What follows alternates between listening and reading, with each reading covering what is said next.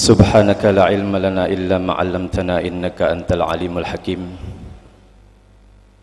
Rabbi israh li sadri wa yassir li amri wahlul 'uqdatam min lisani yafqahu qawli bijahi sayyidina wa nabiyyina Muhammad sallallahu alaihi wasallam. Assalamualaikum warahmatullahi wabarakatuh. Alhamdulillah.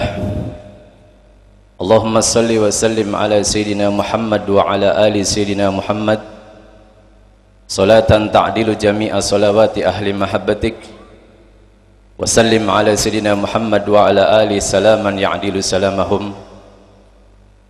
Allahumma salli ala Sayyidina Muhammadin al-fatihi lima ughliq wal khatimi lima sabaq nasir haq bil haq wal hadi ila siratikal mustaqim wa ala alihi wa sahbihi haqqa qadrihi wa miqdarihi al-azim, amma ba'du.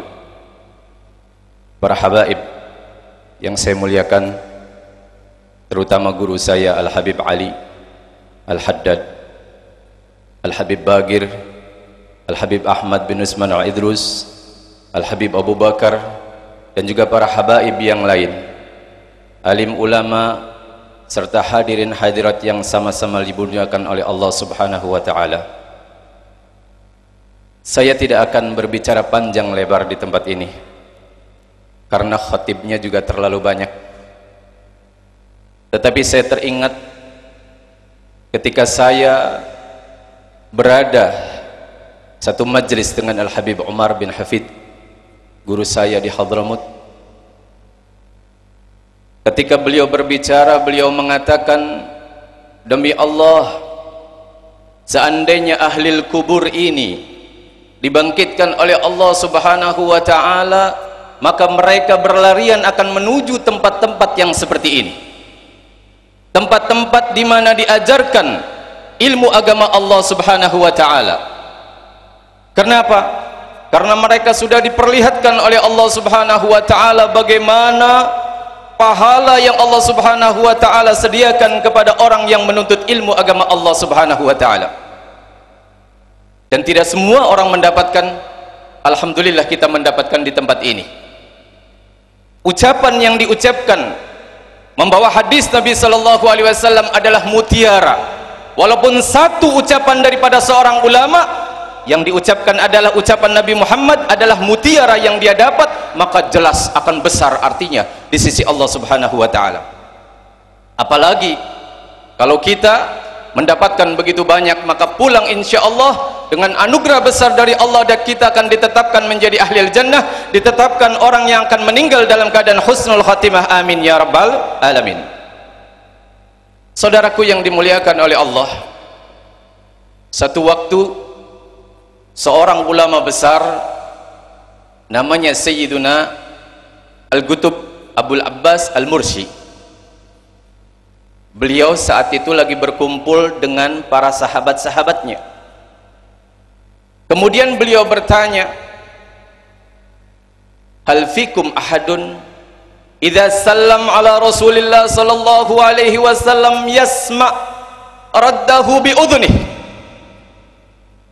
Beliau berkata kepada para sahabatnya, hei sahabat-sahabatku, apakah ada di antara kalian ketika memberikan salam kepada Nabi Muhammad mendengar telinganya jawaban dari Nabi Muhammad sallallahu alaihi wasallam? Para sahabat, beliau mengatakan tidak, kami tidak ada yang pernah mendengar itu. Kemudian beliau mengatakan, ubku ala gulubin, menangislah kalian daripada hati-hati mahjubah anillah wa anir Rasulillah sallallahu alaihi wasallam, dari hati yang terhijab dari Allah dan subhanahu wa ta'ala dan Rasulnya. Allah, sampai beliau mengatakan, wallahi, seandainya terhijab dari aku Rasulullah sallallahu alaihi wasallam satu detik saja, saya tidak akan menganggap diriku sebagai orang muslim, kata beliau Sayyiduna Abul Abbas Al-Mursi, murid daripada Sayyidina Imam Abul Hasan Asy-Syadzili. Kita tidak bisa seperti beliau, tetapi ulama-ulama kita yang jelas beliau adalah wali-walinya Allah subhanahu wa ta'ala. Di antaranya Sayyidina Habib Al-Imam Ali bin Muhammad Al-Habsyi, Al-Imam Abdurrahman Ad-Dibai, Sahibul Barzanji, dan juga seluruh wali-walinya Allah yang mengarang kitab Beliau berkeinginan agar orang-orang yang seperti kita yang tidak pernah ingat kepada Nabi diingatkan oleh Allah Subhanahu wa taala ketika kita membaca Maulid. Wallahi, kalau seandainya yang mengarang kitab seperti Simtud Durar, Al-Barzanji dan sebagainya bukan seorang wali, kita mungkin tidak akan paham ketika di situ bertuliskan bahasa Arab dan tidak ada manfaatnya. Tetapi karena beliau seorang wali, ketika mengarang hatinya kepada Allah dan Rasulnya, hingga apa yang kita baca walaupun bahasa Arab dan kita tidak mengerti Arabnya, tetapi insya Allah masuk ke dalam hati kita. Berapa banyak orang-orang yang membaca Maulid Nabi Sallallahu Alaihi Wasallam meneteskan air mata, padahal mereka tidak paham dari mana ini, itisolnya dari mana. Dengan hubungan Sayyiduna Muhammad Sallallahu Alaihi Wasallam melalui perantara daripada Al Habib Ali bin Muhammad Al Habsyi dan juga pengarang-pengarang Maulid yang lain.